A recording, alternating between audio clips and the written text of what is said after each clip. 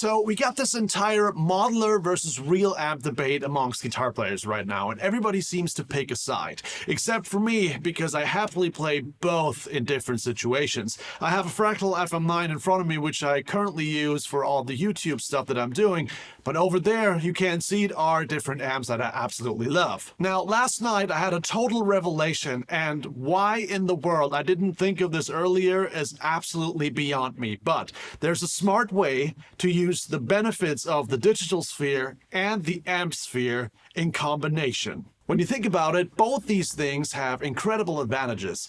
The modulars are super flexible. You have 100 amps in this box, super good effects, easy to carry, super convenient. They usually don't break, easy, right?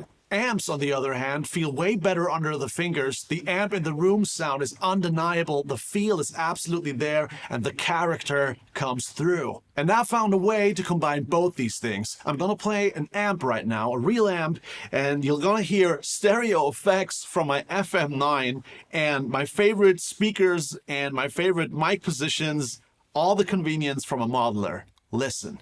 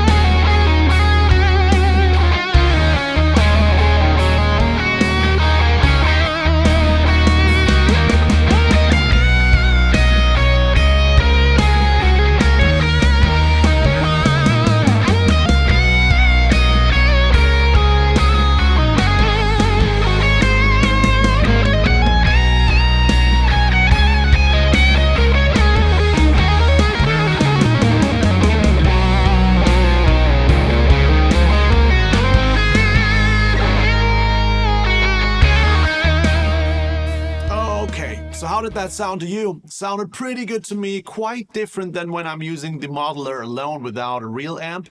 So that's already a huge difference. It feels a lot better. So now let's get into this setup. So I'll put a picture up so you can follow me on this one. So basically, let's start with the orange line that you're seeing. First of all, my amp is connected to a load box. That way I can fire up an amp in this flat without annoying the neighbors because I don't have to use a real cabinet. And then check out the blue line that goes out from the load box. Instead of using the load box and an IR within that load box, which would be perfectly possible, I go out of the load box line out without using an IR into my FM9.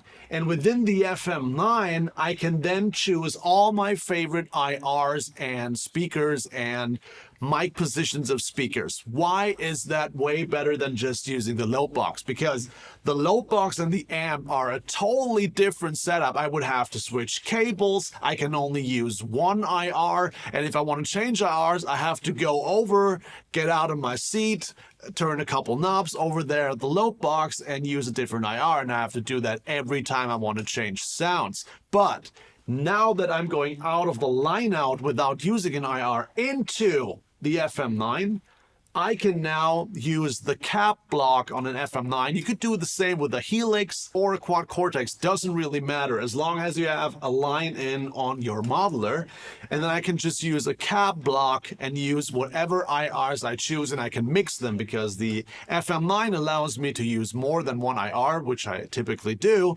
And then I can mix my IRs the way I would when I'm just using the FM9 on its own. So I have all the flexibility of this modular of this unit right in front of me that I'm using so often, but the amp sound is coming from a real amp. Now let's look at the upper green line because that's really important too.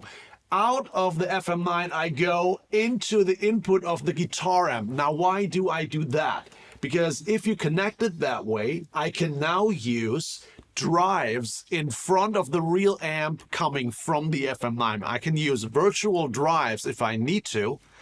and fire up the amp even more. With the other green cable, I go out to my interface, and that's why you can hear the sound. So basically what I have here is a setup where I can use the virtual drives from my modeler, whatever modeler that is, to use in front of a real amp.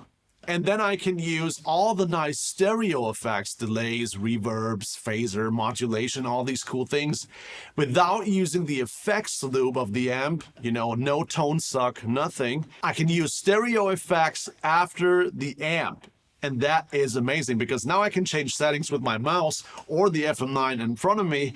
I can also tap the sounds real quick, no problem. I can create scenes, so I can turn on multiple effects with just one button. So basically I completely midified this entire setup in my living room. And the best thing about it is I can listen to all these things at bedroom volume. Now, what are the sound differences of that setup compared to using just a modeler?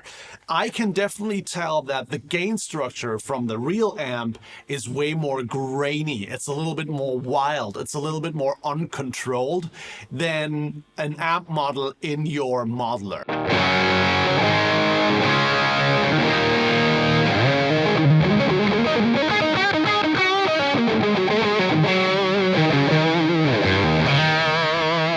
Especially on the lower strings, you can hear this.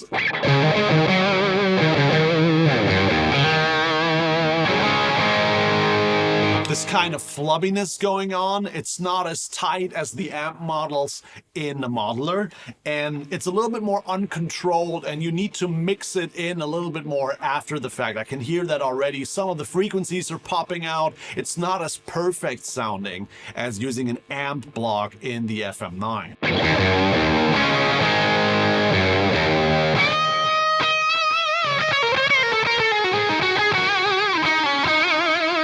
Which brings me to my next point, and that is that the harmonics, especially on the upper strings, are popping out way more with the real amp.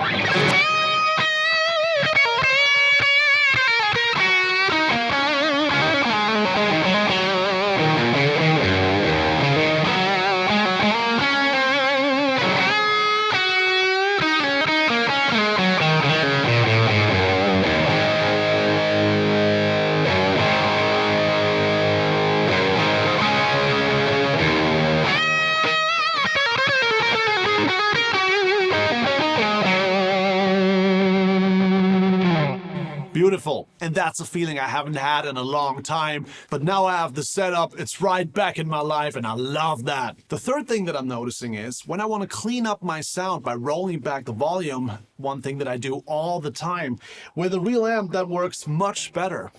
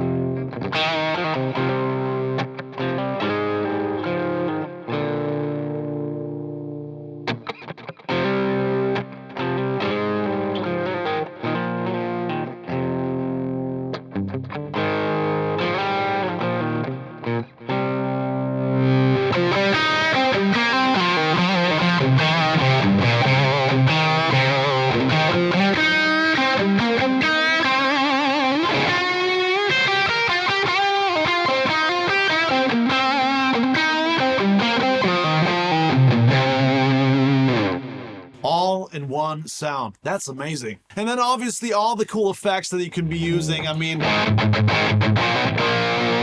that's just dry, and then I'm just kicking in an FM9 stereo tape delay.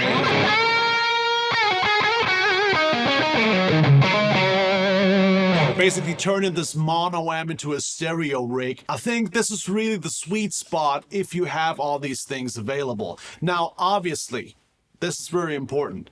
if I'm going to a gig right now, just using the modeler still could make a lot of sense. It depends on what kind of gig is this. Am I part of a big production that only allow modelers? Is everybody on in-ears? Because if the answer is yes, then obviously I'm only using a modeler and nothing else. But with this setup, I can program a preset that has the amp block left out.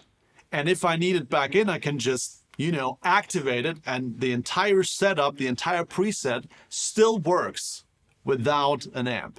So maximum flexibility here. I can take this with an amp or without.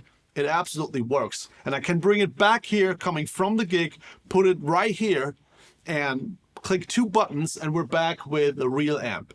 So now that should be the end of the modeler versus real amp debate. I hope it is. I can't believe I didn't think of it earlier. The solution was here all the time, right in front of me. I just didn't think of it. That's it for today's video, guys. I hope you learned something. I hope you got something out of this video for your own setup.